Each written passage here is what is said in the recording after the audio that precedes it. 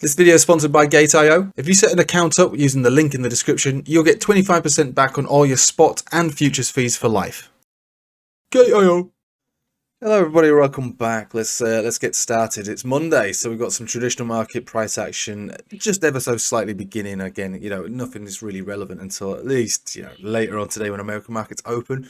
But we've got the Forex at least and commodities that we can have a look at, and I suppose we've got futures markets which are worth a little bit of something. So we'll start with the euro, boring old stuff. We'll move on to Bitcoin. Let's just first of all admire Bitcoin, obviously making new highs and stuff like that, exactly as expected. But I know that upsets some people, but it is exactly as expected, so why wouldn't I say it, It is exactly as expected. So here we go then. So euro, currently, despite what you might think about the euro with Credit Suisse and all the banking stuff and blah, blah, blah, blah, blah, it's actually, the bulls are holding this up quite well. They did this before. The bulls actually went a little higher than expected, and we're still within this range. So the bottom side of the range being 200 exponential, 105.4 Rec City FM, to the Bollinger Band highs, which is 107.3 Pump City FM. So what we're looking for is basically a range like this to break one way or another. And the best way to look at this, I suppose, to try and interpret it in any kind of continuation move would be to look at it on its 4 hourly. So the 4 hourly obviously death crossed back around here, and we've been trying to reclaim 200 exponential on the 4 hourly, right? So the 4 hourly is where we're going to have to try and sort of have this battle take form, and we're going to need to try and move these moving averages in the more appropriate way. Because of the size of that dump, we're still Bollinger Band Center, where we've just bounced from on this last 4 hourly. It's still quite steep moving downwards. So even though that is a support, a clear one as we've seen, still moving down, it's going to take a little while for that to bend up and around, because of the steep drop that we had on the euro. So yeah, it's still around. Sorry, I've got a 3-year-old behind me. Yeah. So it's still a range that could be seen on the daily, but the 4 hourly is there's an actual battle taking place to who's going to take it over. And as you can see, all the major moving averages all merging into this very tight area, making it really difficult to say which way it's going to go one way or another. So range bound still on that daily, but the 4 hourly will be able to see things over the next few days, which might be a bit more clear cut. And obviously I talk about euro because euro impacts Dixie, and we talk about Dixie because Dixie impacts S&P, and S&P was blah, blah, blah, blah, blah, blah, blah. We all know the drill. But I like to look at this chart more than the others because it's more of a first thing to see. The Dixie is a measurement, whereas this is a tradable chart that tells, I suppose, that you can look at with a bit more. It's just better. Let's just face it. It's just better. It's the inverse Dixie chart, basically. Right. Gold pumping new highs, exactly as expected. I did say it, so I might as well say it. It is exactly as expected. Gold is running really, really well. So I took profit at 19. I've took another bit of profit now at 20. Why am I saying 20? 2,000. And I've still got a little bit of my futures trade going on this, but the rest of it, I'll see where it goes. Obviously, stop losses deep in profit, all the way back down here where we took the trade. We being the Royal Maze. So this is looking very good on this daily, to be honest with you. And not really giving the bulls any opportunity to buy any of these dips. It's just continuing to run up, similar to that of Bitcoin. And this is what I think Bitcoin is doing. They both had the same kind of V-shaped recovery that we're expecting. I said V-shaped recovery, this is where we take positions. I said it on Bitcoin, the V-shaped recovery, blah, blah, blah, take positions. And now we've got the V-shaped recovery on gold as well as Bitcoin. So it is looking good. And the S&P this is the S&P Futures, not looking particularly happy, I have to say. Melting down even more with the fresh death cross on the daily over here. Short signal played out here and here, so we should expect further downside on this one. This is S&P without futures. Closing so far closed above this horizontal trend line of significance. Let's take off all the noise because we appreciate that we are below all major moving averages. So yeah, depending on where futures markets I suppose closed today before the American Open, it's not looking great, to be honest with you. And this is at the mercy of all the central banks. Now, they are clubbing together to try and resolve this banking issue. That banking issue will be resolved one way or another, and if it's resolved with some form of stimulus, we'll see this move up. We'll see banks probably move up as well. We'll call it a short-term move because we don't really know the long-term impact of whatever it is that they're looking to do to fix this banking problem. But whatever it is that they do decide to do, they will make it vocal and it will impact this chart, which is why I suppose, looking at, Forex and commodities is probably better than trying to look at the S&P. I know people are saying, oh, it's decoupled. It's decoupled. It's not decoupled. It's not decoupled. It's way more intricate than just overlaying one chart on top of another. It's not decoupled. This chart is being broken down by the losses that banks are seeing of their stocks, and will continue to do that, provided that is still a thing that's happening, right? So we are waiting for central banks to try and resolve that issue if they even can. I think that they probably will.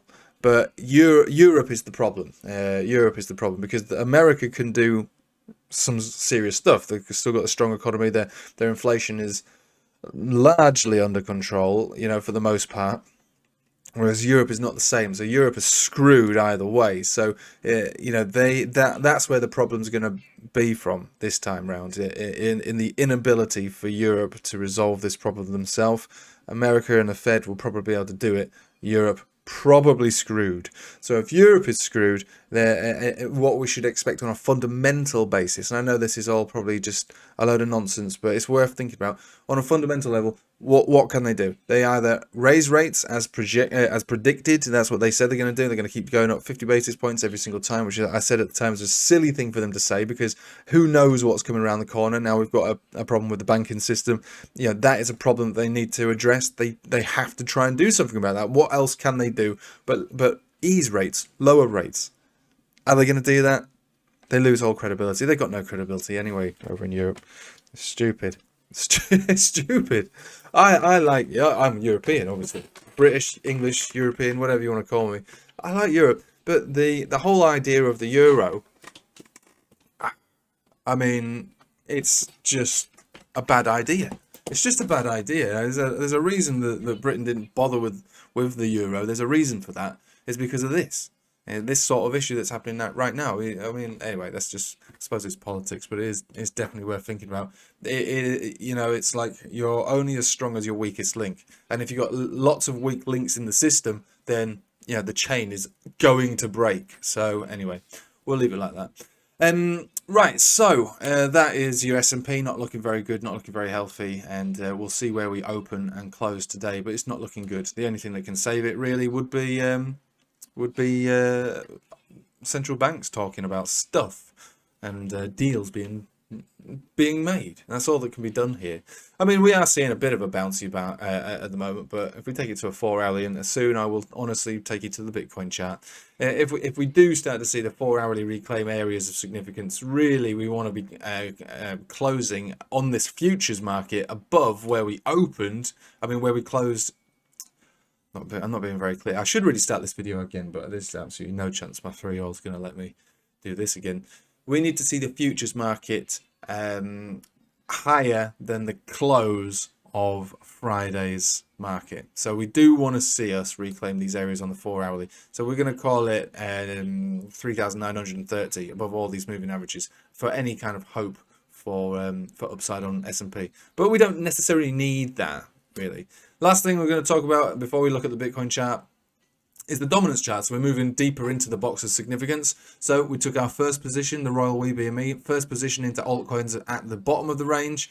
That was anywhere between 5 to 20%, depending on how bullish you are. Read between the lines, that's basically 10%. So another 10% can go in around now. To be honest with you, there's reason to expect that a rejection could take place at any point soon within this box. So another 10% can go into whatever your favorite altcoin is that you feel is it's required, especially because Bitcoin has met the $28,000 target. So this is our target that we've had now for a couple of weeks. For more than that, really. We've laid out these targets all the way up, but 28,000 is an intermediate zone. I think it's once we've reached 28,000, which we have, the next major target is 32. That's where the next major target is going to be. So yeah, it seems reasonable to think that this right now would be a good area to put some of your Bitcoin into some altcoins for what could be this alt season, which is pending. It's coming around the corner. People don't obviously want to buy into altcoins when they see Bitcoin running up. They want to buy Bitcoin. That's why it's running up as well. Captain Noobmaster's going, have you seen the state of altcoins?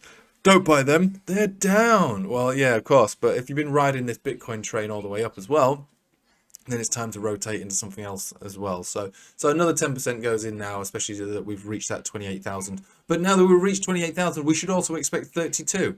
So, or just short of 32, 31,800 or whatever you saw there. based on that horizontal area of significance. This is a bullish chart. We're not overextended in any way. We're just picking up further and further momentum. There's nothing to be concerned about on this daily.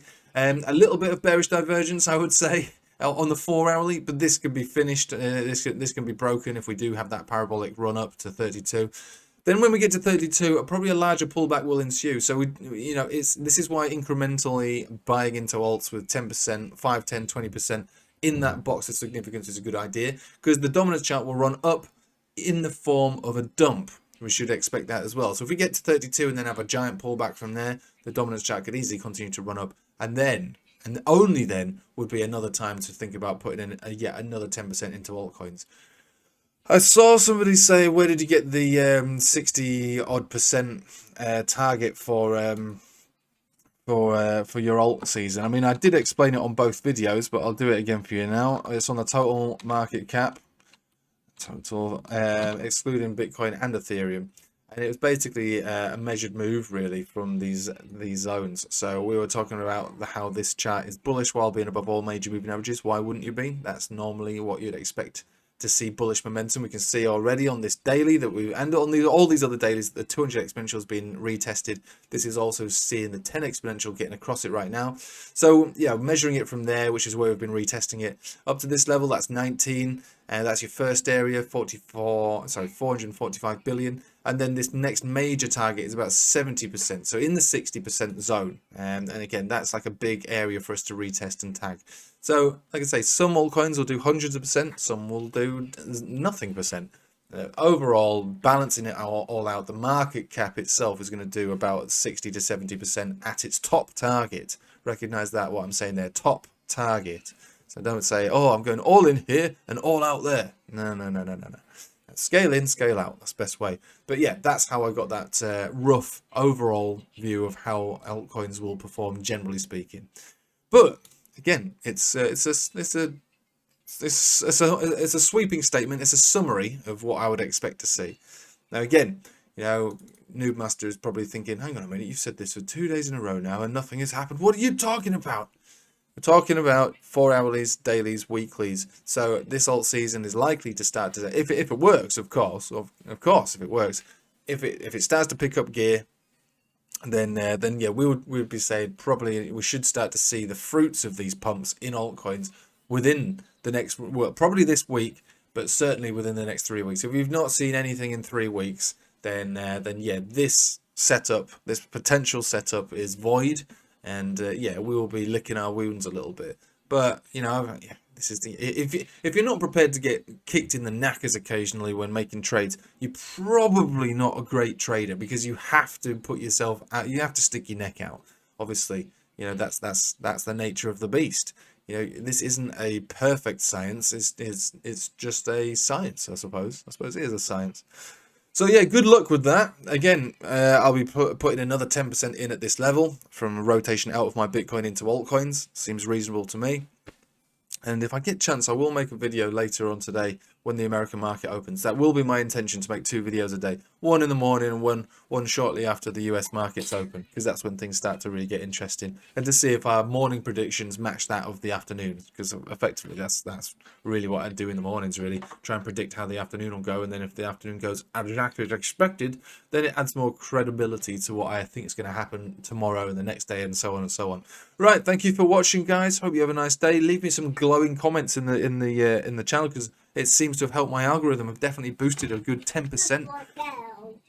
10% more viewers just from your lovely comments. So that works. So big me up. Don't slug me off. Anyway, thanks for watching. Hope you have a nice day. Take it easy.